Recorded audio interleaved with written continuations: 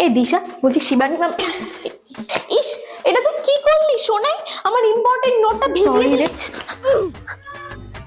তুই কেন আমার পেছন পেছন সবসময় ঘুর ঘুর করিস? তুই কি ভুলে যাস আমি টপার? তোরা তো আমার সাথে কিসের কথা? যা এখান থেকে, অসভ্য মেয়ে।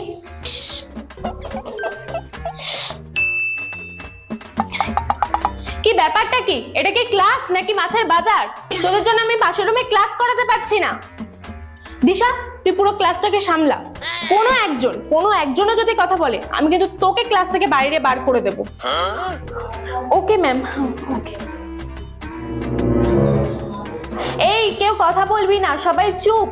তোরা কথা বললে কিন্তু ম্যাম আমাকে বার করে দেবে। রিমি, সিল্কি, চলে আয়, গানের লড়াইটা শুরু করি।